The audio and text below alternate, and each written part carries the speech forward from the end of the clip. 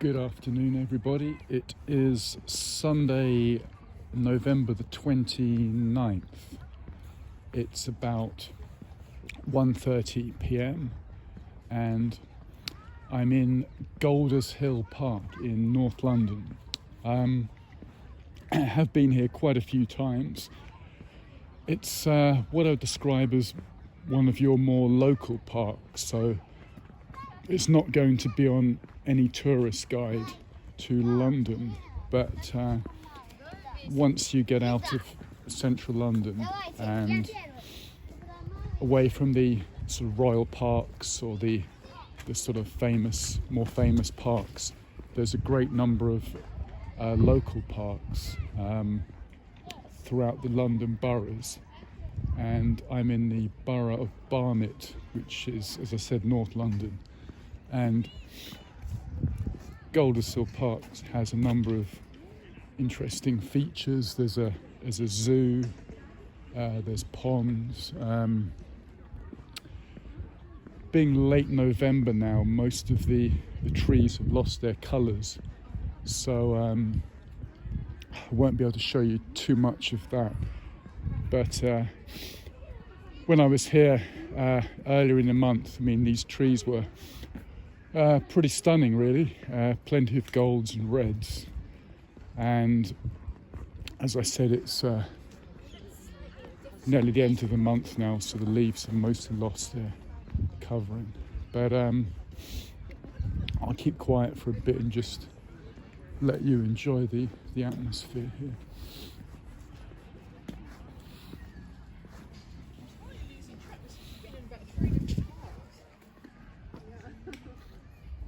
There's some nice ponds, different landscaped gardens. Yeah, it's a bit cooler today. It's probably only 8 Celsius, about 46 Fahrenheit right now. I'll give you a look at the pond there.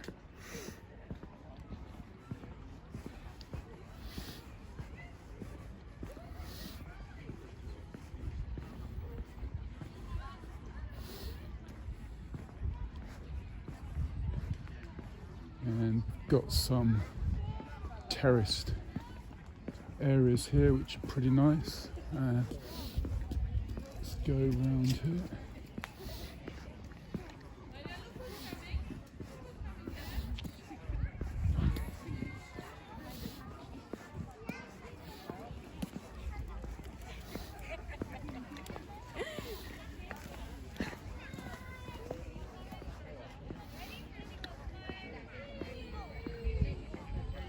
Some pretty nice topiary work on there.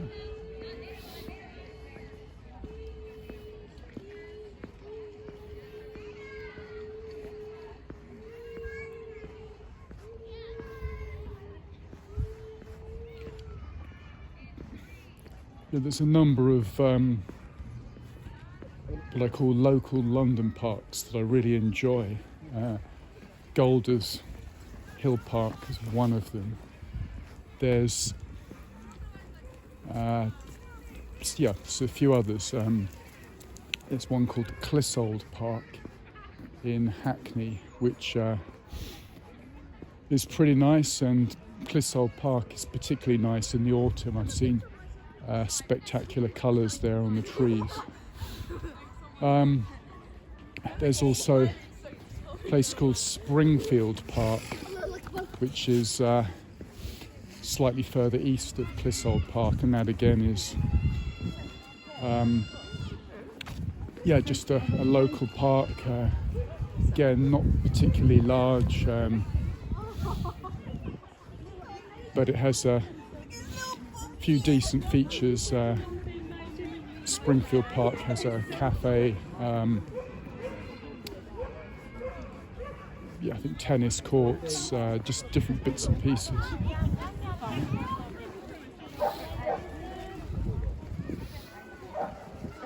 So I'll just take you to the sort of higher point of the park here, and then we'll go back round the other side.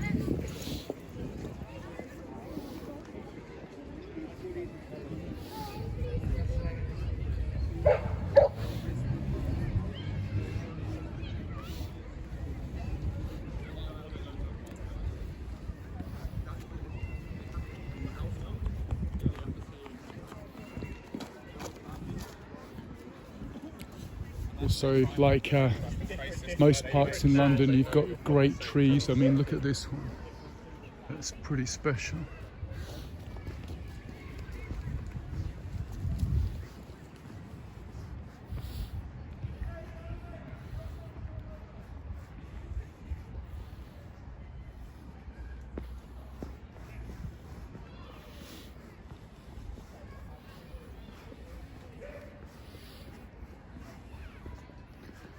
And some decent shrubbery on both sides, mixed plant in there.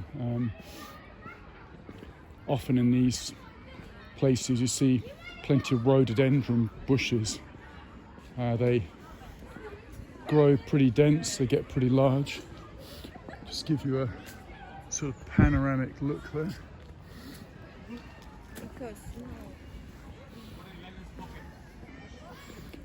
From this park you can actually see the arch at Wembley Football Stadium. That is visible. So Golders Hill Park is fairly close to a place called Whitestone Pond, which is actually the highest point in London. So from there you can't from Whitestone Pond. You can't see anything. That there's not a viewpoint as such, but it is the highest point. But it's sort of built up with housing around it, so you can't see. But that's sort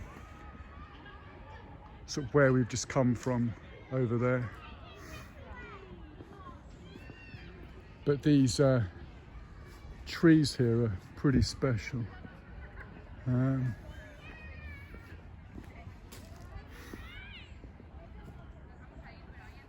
that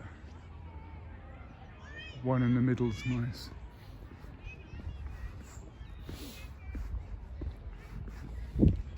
Got your sort of bandstand or whatever there, and then there's a pretty decent tree behind it. I'll show you that.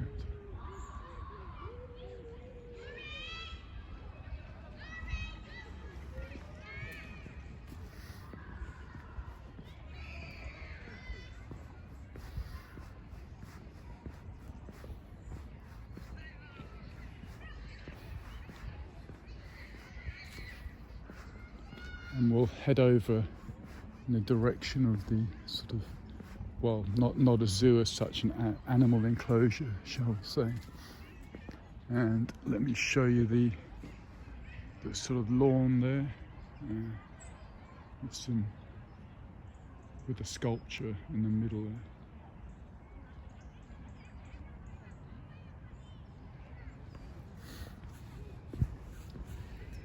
Yeah, while I'm doing these sort of series of park walks, I thought that it might be of interest to yourselves if we sort of,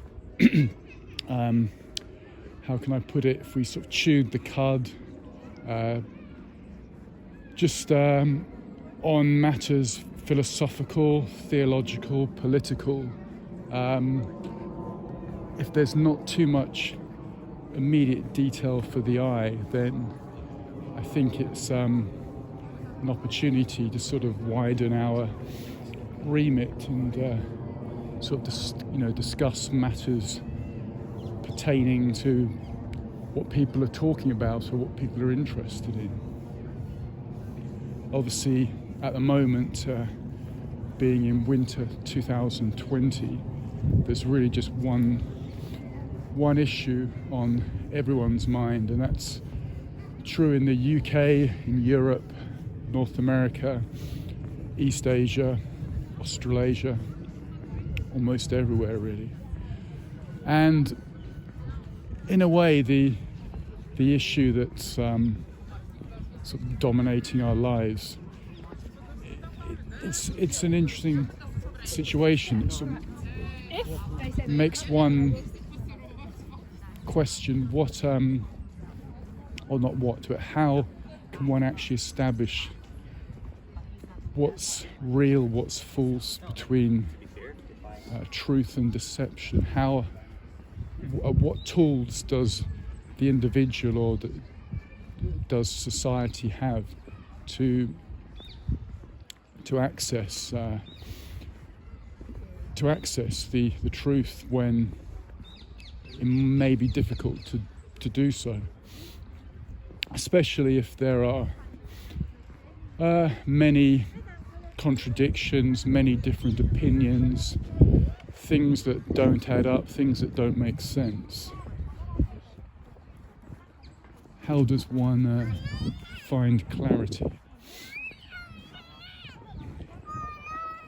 And I think with this issue and every other issue, the difficulty for us is that we're on rocky ground right from the start, because what we cannot answer is how it is that we got here, how it is that everything is so. I think it's a question beyond human capability to answer.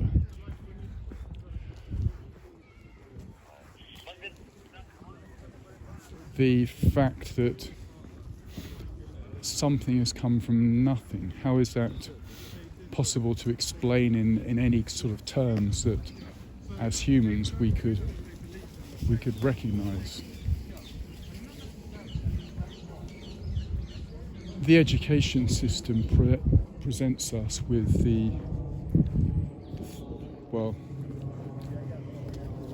almost had a slip of the tongue there. I was going to say with the theory of the Big Bang, but of course it's presented as a fact.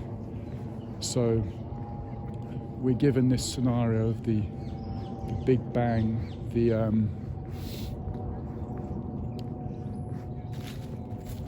creation of everything we know. It's a tough one for the human mind to grasp. How does everything come from nothing? That this point of singularity was able to contain all the future mass of the universe is a difficult concept, certainly for me to grasp, and I would suspect yourselves too. And perhaps I missed it in school, but I'm not clear what the scientific process is for the so-called explosion or the catalyst, whatever the reaction, what caused this point of singularity to change in its nature. Science is always keen to tell us that it works by the observation of a catalyst causing a reaction, causing the evidence. So perhaps, as I said, I might have missed it, but I don't understand what the scientific process was that caused this point of singularity to change in its nature. Probably just repeated myself there. As far as I understand, science says that the proof of the Big Bang lies in the after effects, what we can observe about the expanding universe. And I won't argue with that, but I come back to the point: does science not have a responsibility to explain how the point of singularity changed in nature? And also, in what locale did this point of singularity exist?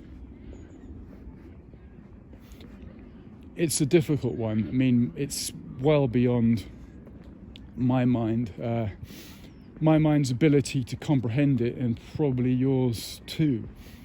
But it's this for me.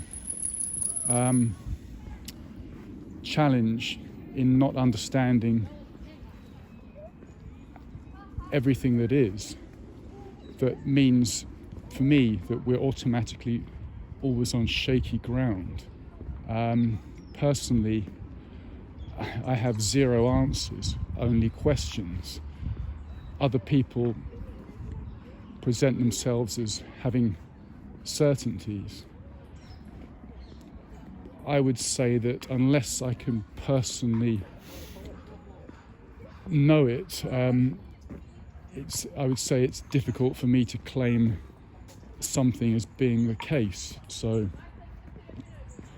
if I was talking right now to someone in Japan or New Zealand, and they wanted to chat about Golders Hill Park, what's it like, can you describe it? Well, I can say with a great deal of certainty that yes, I know Golders Hill Park.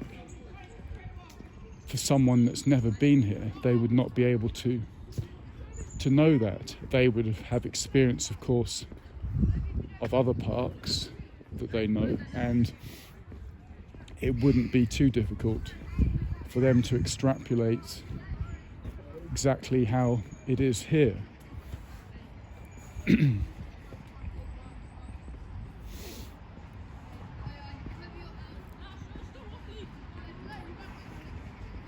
So we're left with this continual question of how to know what is so and what is not so.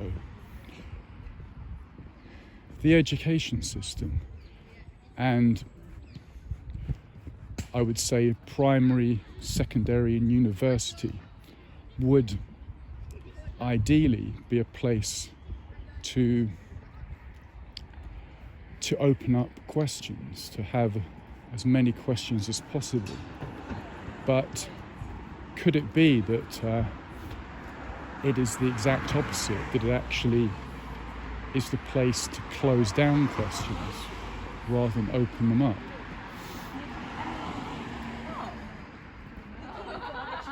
I mean, I'm sure this is not a revolutionary thought. Other minds will have posed this, I'm sure. But could it be that it closes down discussion?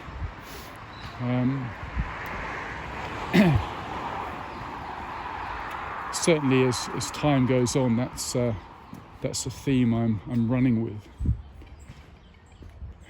The fourth estate, the media, the newspapers, television, radio, etc. It's interesting, isn't it? How do we relate to it? What exactly can we say is the true nature of the media? If you stop someone in the street, they'd say, "Oh, it's to inform us." Probably they wouldn't say educate, but they may say to inform us of current affairs, of politics. And certainly in the past I would have ascribed to the same view. The media is often categorized as being from one or other political viewpoints or biases.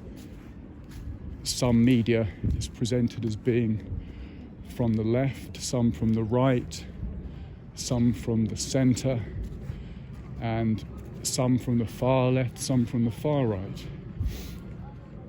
That is how it's presented to us. But my thinking in recent times is, could that actually be incorrect? Could the entire media, left, right and centre, actually be, in a way, doing something similar to what I have said I suspect that the education system is doing, and that is not opening up questions, but closing questions down.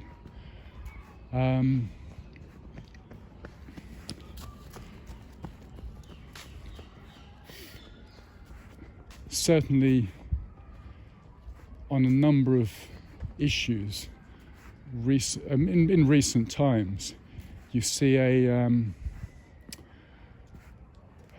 coming together of media that present themselves to the public as being in opposition. And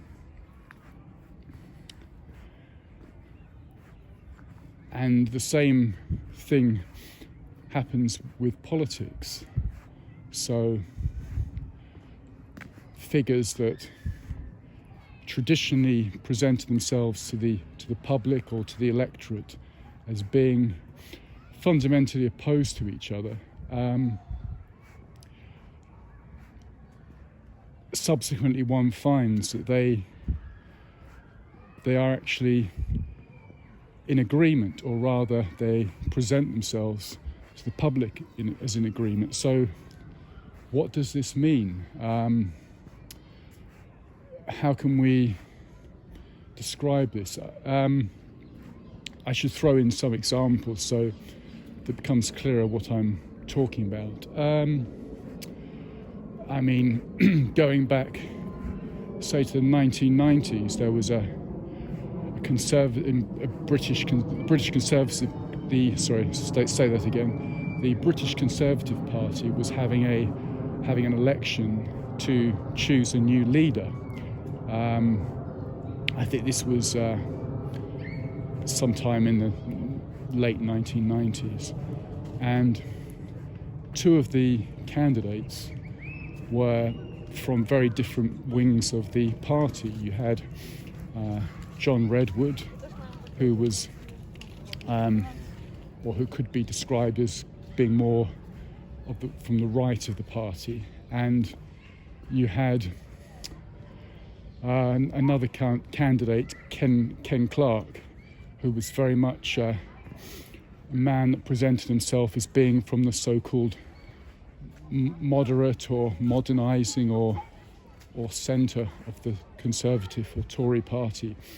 And yet these two, who one would presume have very different views, appeared on the platform as a what they presented as a dream ticket. The two of them were coming together to be on the same side. So yes, it begs the question, was there previous opposition to each other's stances fraudulent, or have they seen something of a bigger issue that means they can put aside those past differences? The Ken Clarke, John Redwood thing is just one example of a more recent thing. Was the great debate on Britain exiting the European Union, in which at one point two former prime ministers shared the same stage to both voice their desire that Britain remains in the European Union. Those two being John Major, now Sir John Major, Conservative politician, and Tony Blair, former Prime Minister and leader of New Labour. Yet they were on the same platform, advocating a position on the main talking point of the day, the main political talking point.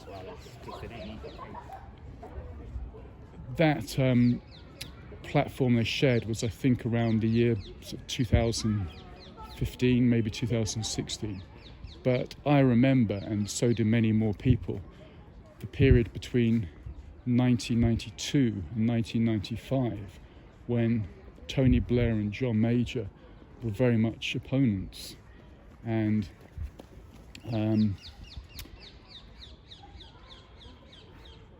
at one point, Blair had a catchphrase which he repeated constantly, where he would say "weak, weak, weak" to John Major, implying he was mentally unfit for office, and that the public should see that himself, Blair, was a better bet. So going back to the shared platform on when they both opposed Brexit, what does that mean then about their former opposition? So it's interesting, isn't it? I mean, it was off and on. The media but they basically got to know each other. might not highlight this. Maybe it's not important, or if it is important, why not highlight this? I mean, why this discrepancy is not a point of interest? I'm not sure, but sort of dragging everything back to my theme, which is about certainties and how we know what's real, what's not real. Science and medicine. Plenty of times we're told this drug or this treatment will help the individual, and later we find that it's actually harmed the individual. So how can we square that? And then leading on from that, the question of how the individual gains knowledge. What tool do we use? So I would say that we're told, or we tell ourselves, that it's the intellect is the main tool, or the highest tool for understanding our environment, understanding the world around us. But again, could this be incorrect? Could there be a different, more superior tool? You have the whole sort of tradition of the Western Enlightenment, the Great Renaissance, occurring in the 15th, 16th, 17th, 18th centuries, the blossoming of the arts and the sciences, and this is how the modern world presents itself to itself as being the basis for the wish to state that the intellect is the greatest way to understand the world, to understand one's environment, to make decisions. But we know there are other traditions, non-European traditions, Asian traditions in the ancient world, matters of esotericism or religion that may not use the intellect as the primary tool to gather information and to understand the difference between truth and falsehood. And then it leads me on to that is called intuition, the empath or the intuitive may have a grasp of the situation that they cannot prove to the satisfaction of a society that requires the intellect as to be the tool to unlock truths and falsehoods. So taking it back, if I can, to where I started, in terms of discussing the big issue that we're all talking and thinking about. Is it possible to go at it from an intuitive approach rather than an approach using the intellect? I would say, what do you feel? What do you sense about it? Does it add up? Are there too many discrepancies, contradictions? Everyone knows. Hey Dad, the worst thing ever. I wouldn't say the worst game ever. No.